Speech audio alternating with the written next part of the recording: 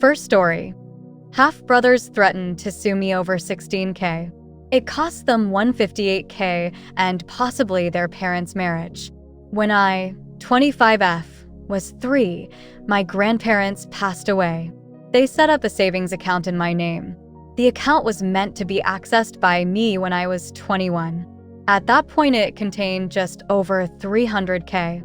My grandparents left me a letter saying they would like me to share the money fairly with any other Smith-Jones children, meaning my full siblings. Dad's a Smith, Mom's a Jones. By fairly, they meant that they wanted me to assess the situation and judge for myself what was fair. I never had full siblings, but I have 2 half-brothers, Mac and Joe Smith, who are dad and stepmom's kids. Due to the specific wording my grandparents used, I legally never had to give Mac or Joe any money. However, I see Mac and Joe as my brothers, and as the money came from our grandparents, I felt that the fairest thing would be to assign each of us $100K, so we all got an equal-sized lump sum, and I figured that when Mac, the youngest, turned 21 and took his $100K, we could split any remaining money. When I turned 21, Dad suggested I buy a house with my $100K. I found a place I loved, but it was $130K and I couldn't get a mortgage, so Dad said I should borrow $30K from the account. I did, figuring I could pay it back before my brothers turned 21, and I have been repaying it. The account should be at $208K right now, but due to me withdrawing and then repaying that money, it's at $195K, so I still owe $13K. Joe turned 21 recently, and as I was giving him his $100K, Joe noticed that there was less in the account than there should be. I explained and said I was going to put it all back before Mac, now 19, turns 21. Joe told Mac and both boys said I stole from them and owed them the full $13K back plus $3,000 of interest that they felt they would have gotten, and they wanted it all paid by the summer, which gave me less than 6 months to bring the account up to $211K. I said I'd do it, but over 2 years as planned. The boys then wrote up a contract to that effect. I went to sign it until I saw that it said 6 months to pay it all back. I wouldn't sign as we agreed on 2 years. They said I should figure it out as they were entitled to that money and would be seeking legal advice. Later that day, I got an email, clearly written by them, saying that they intend to sue me for the $16K, plus whatever is currently in the account, and additional damages and emotional distress on top of that. At this point in time, I'd given Joe about $50K of his $100K because he wanted it in installments.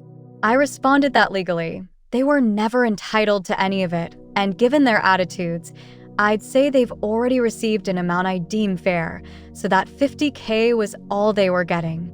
I then got a barrage of texts, calls, and emails yelling at me for going back on our deal. I blocked them. They then took to social media, saying that I was trying to screw them out of their inheritance and rallying our extended family into harassing me over this, and it mostly worked as a lot of people messaged me. However, I got a message from this guy called Chris Smith. Chris said he was 27 and claimed to be my half-brother. I had never met him before, but he sent me photos of him as a kid with our dad, grandparents, and me. He showed me that he also had an account with $150K in it and a scan of a letter from our grandparents saying this money was meant to be shared fairly among Dad's illegitimate children. Chris also told me we have another half-sibling who is 18. He'd been looking for me for a while, but only found me when Dad shared Joe's post, which had me tagged. We checked with a solicitor to make sure, and as the boys are legitimate, they aren't entitled to anything in Chris' illegitimate kid fund, and as they are my half-siblings, they aren't entitled to anything in my Smith-Jones kids fund either. I sent the boys a letter formally telling them to back off, stop posting about me online, and enjoy the $50K because it's all they're getting.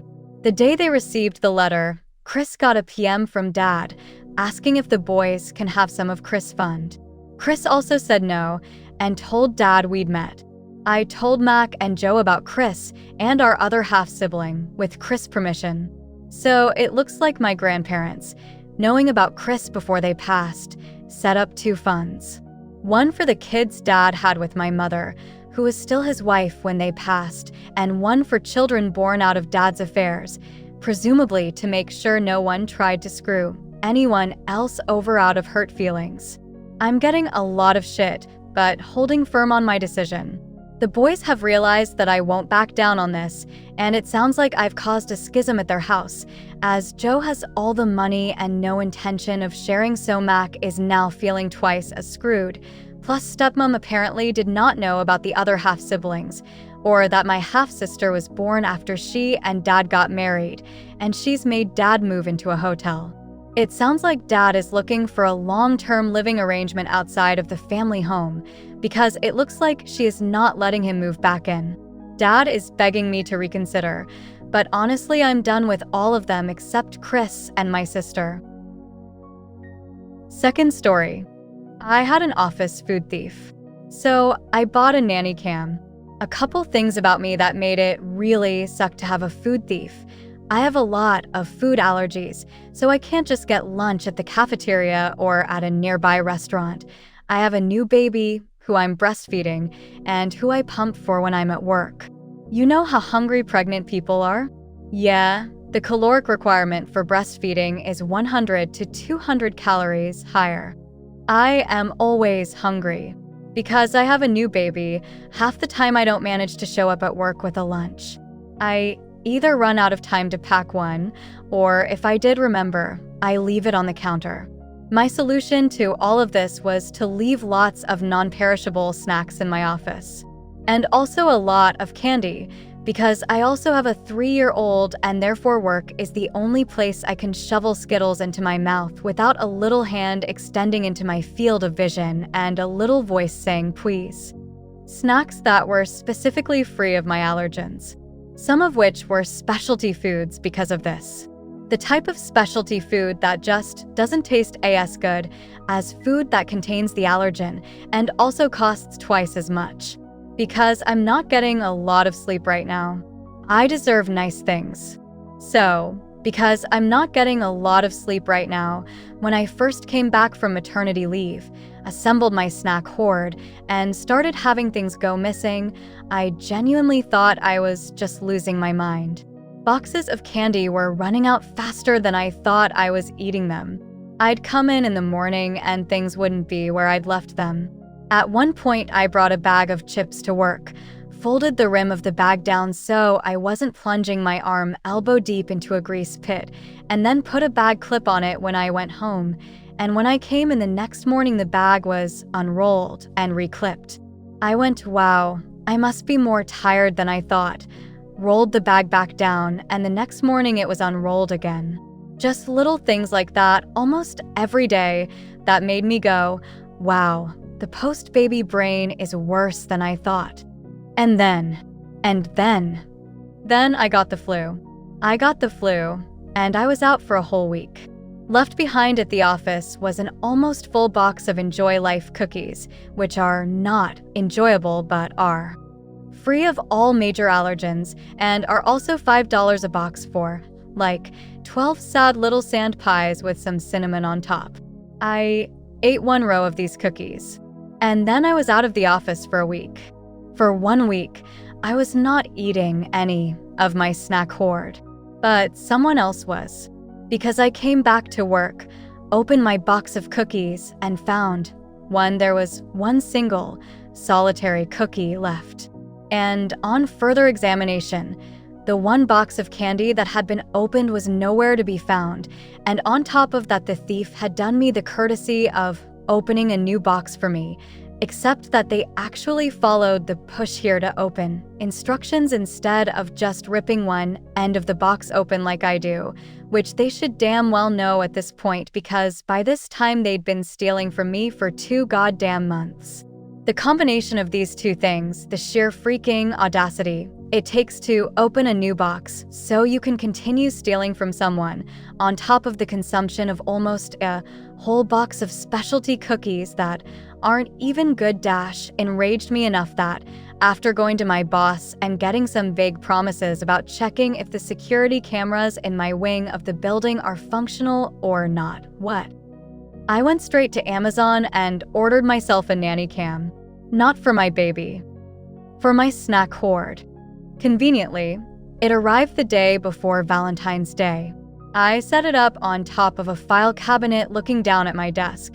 On the desk, I laid out a fantastic spread of bait snacks. I got all my thief's favorites, and then I took it one step further. I bought myself a Valentine heart, broke the seal to make it more inviting, and left it out on my desk. The next morning, I came into some very obvious snack carnage. My thief had slowly been getting more brazen again, who opens a new box of something and opens it differently than the person they are stealing from. But this was just on another level. Individually wrapped things had been dumped out of their boxes. Bits of packaging had been thrown away. And yup, they'd eaten some of the Valentine candy. For shame, office thief. Don't you know that's from someone who loves me? I played back the video. All was quiet throughout most of the evening, and I was just watching the shadows lengthen as the sun slowly set through the hallway window. And then, shortly before midnight, the night janitor arrived and went right ahead and took a 12-minute break in my office, sitting in my chair, eating my food. I started taking screenshots. I got him shoveling candy into his mouth with full palm-to-lips intensity, pouring things out onto the desk to pick his favorite flavors, not even bothering to put them back where he found them. And yes, eating my goddamn Valentine's candy. Screenshots went directly to my boss in an email. I went directly to my boss's door to hover and grin and ask if he'd read my email. And I got assurances of a strongly worded email to the cleaning company and the barring of this particular employee from our place of business. I was also, tactfully, asked to please take my unauthorized spy camera home, which I did. I thought this was over, until the girl who works the concession stand dropped by to thank me. Apparently, the food thief would start his shift just as she was closing down for the night and would try to get free coffee in that creepy guy way. And then one of the reception staff came by with the same sentiments. I'd never met the guy face to face, but apparently, as a woman, it was not a fun experience to have. I'd shown my screenshots to a few coworkers and word had spread fast. I worked an earlier shift, so I didn't recognize him, but people whose shifts overlapped with his did. I hadn't told my husband about what I'd done because when I came home raging about the blatant theft that had gone on while I'd had the flu, his only response had been, "You really shouldn't be leaving food at work, then." But when I came home with the nanny cam and explained where and why I'd gotten it, his reaction surprised me. "You know, I think this is the first time I've seen you stand up for yourself. I'm proud of you." You know what, Reddit? I'm proud of me too.